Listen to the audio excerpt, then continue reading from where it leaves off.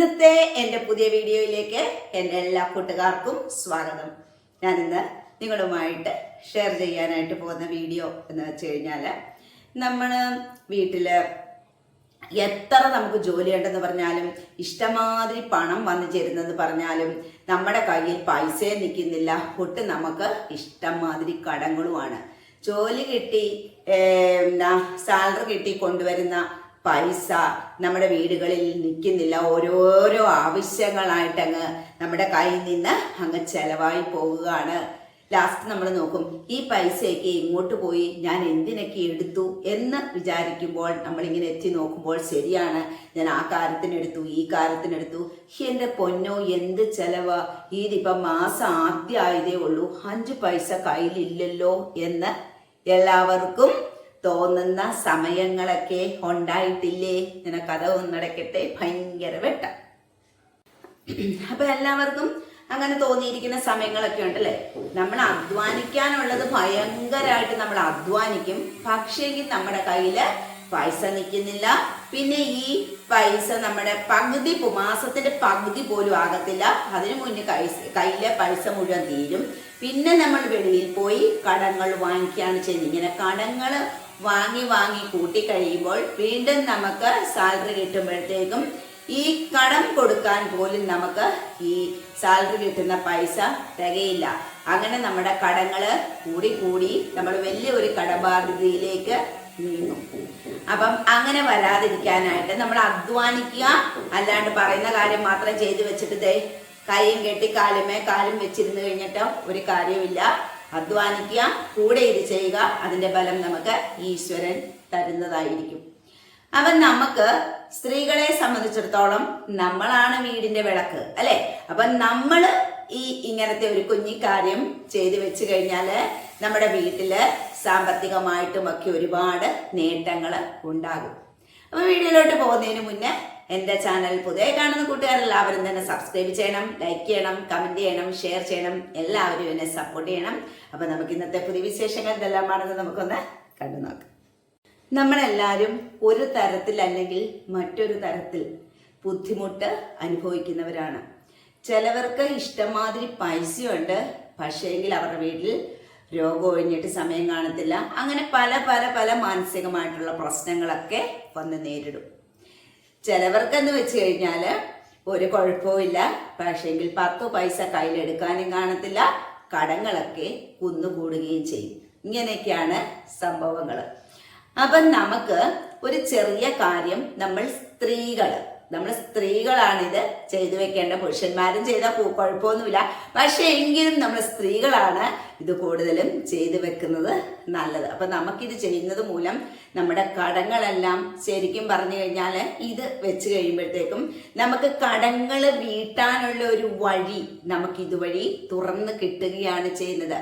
അതായത് നമുക്ക് ഒരു 2 ദിവസത്തിനുള്ളിൽ നമുക്ക് റിസൾട്ട് അറിയാൻ പറ്റും. ഉദാഹരണം പറഞ്ഞു കഴിഞ്ഞാൽ, ഇപ്പൊ വീട് പണി ഇപ്പൊ 2 ദിവസത്തിനുള്ളിൽ തീരണമെന്ന് പറഞ്ഞു കഴിഞ്ഞാൽ നടക്കുന്ന കാര്യമല്ല.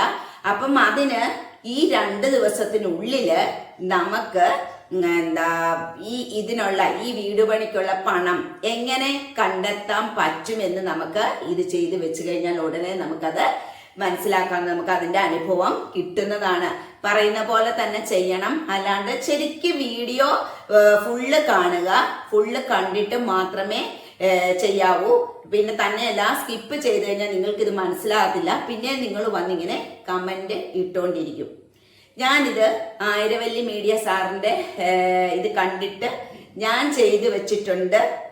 അപ്പം അത് നിങ്ങളുമായിട്ട് ഷെയർ ചെയ്തെന്നു മാത്രമേ ഉള്ളൂ. അതുപോലെ ഉപ്പിന്റെ ഞാൻ കാണിച്ചു തന്നിട്ടുണ്ട്. പക്ഷെ സാറിന്റെ ഇതെല്ലാം കറക്റ്റ് കേട്ടോ. ഞാൻ ആ ഉപ്പിന്റെ ചെയ്തിട്ടുണ്ട്, അതുപോലെ തന്നെ അരിയുടെയും ഞാൻ ചെയ്തിട്ടുണ്ട്. അപ്പം അരിയുടെ എങ്ങനെയാണ് ഞാനിവിടെ ചെയ്തു വെച്ചിരിക്കുന്നത് നിങ്ങൾക്ക് പറഞ്ഞുതരാം.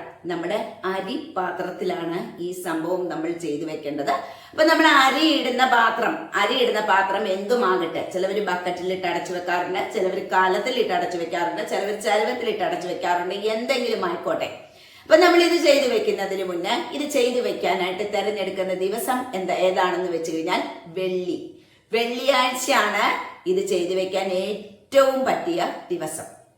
അപ്പൊ ആ ദിവസത്തിൽ വെള്ളിയാഴ്ച നിങ്ങൾ നമ്മുടെ അരി ഇടുന്ന ഏതെങ്കിലും പാത്രമാകട്ടെ അത് നല്ലതായിട്ട് കഴുകി തുടച്ച് വൃത്തിയാക്കി ശുദ്ധമായിട്ട് വെക്കുക എന്നുള്ളതാണ് ആദ്യത്തെ നമ്മുടെ പരിപാടി.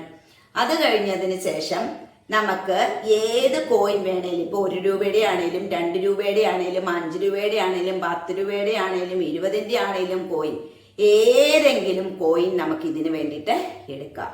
ഈ കോയിൻ എടുക്കുമ്പോൾ ഒരു കാര്യം നിങ്ങൾ ശ്രദ്ധിക്കുക, ഏത് കോയിൻ എടുത്താലും അത് ഉപ്പ് വെള്ളത്തിലോ മഞ്ഞൾ വെള്ളത്തിലോ പാലിലോ ഒക്കെ കഴുകി വേണം ഈ ഒരു കാര്യം ചെയ്യാൻ വേണ്ടിയിട്ട് എടുക്കാനായിട്ട്. അങ്ങനെ കഴുകിയിട്ട് ഈ കോയിൻ എടുത്ത് ഉണക്കി തുടച്ച് വെക്കുക. വെച്ചിട്ട് എവിടെ കൊണ്ട് വെക്കണം എന്നറിയാമോ? ഇത് നിങ്ങളുടെ പൂജാമുറിയിൽ വെക്കുക. ഇത് നമ്മൾ ചെയ്യാൻ പോകുന്നതിൻ്റെ തലേദിവസമോ അതിൻ്റെ തലേന്നോ നിങ്ങൾക്കിത് ചെയ്തു വെക്കാം. ചെയ്ത് നമ്മുടെ പൂജാമുറിയിൽ വെക്കുക. വെച്ച് കഴിഞ്ഞതിന് ശേഷം നമ്മൾ പ്രാർത്ഥിക്കുക.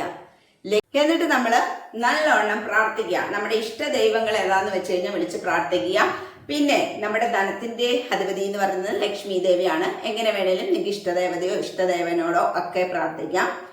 ഭഗവാനെ, ഞാൻ ഈ കർമ്മം ചെയ്യാൻ പോകുന്നു, അപ്പോൾ എനിക്കിത് സാധിച്ചു കിട്ടണേ, അല്ലെങ്കിൽ നമ്മൾ സാധിച്ചു കിട്ടിയതായിട്ട് ഭഗവാനോട് പറയുക. സാധിച്ചു കിട്ടി, അതിനെനിക്ക് അങ്ങേറ്റത്തെ നന്ദിയുണ്ട്, പ്രപഞ്ചമേ എനിക്ക് നന്ദിയുണ്ട്, ഭഗവാനെ എനിക്ക് നന്ദിയുണ്ട് ഈ കാര്യം സാധിച്ചു കിട്ടിയതിന് എന്ന് പറഞ്ഞിട്ട് നിങ്ങൾ പ്രാർത്ഥിക്കുക. പ്രാർത്ഥിച്ചതിന് ശേഷം വേണം ഇനി പറയാൻ പോകുന്ന കാര്യം ചെയ്യുന്നത്. അപ്പൊ നമ്മൾ അരിയിട്ട് വെച്ചിരിക്കുന്ന പാത്രം നന്നായിട്ട് കഴുകി തുടച്ച് ഉണക്കി വെച്ചിരിക്കുന്ന പാത്രം, അതിനകത്ത് അരിയെല്ലാം മാറ്റിയിടും. അപ്പൊ അതിന്റെ ഏറ്റവും താഴെ അരി ഇടുന്നതിന് മുന്നായിട്ട് ഒരു മഞ്ഞ തുണിയിലോ വെള്ള തുണിയിലോ, ഇനിയിപ്പം മഞ്ഞ തുണിയും വെള്ള തുണിയും കിട്ടിയില്ലെങ്കിൽ ഒരു വെള്ള പേപ്പറായാലും മതി, ഒന്നും എഴുതാത്ത പേപ്പറായിരിക്കണം എന്ന് മാത്രം.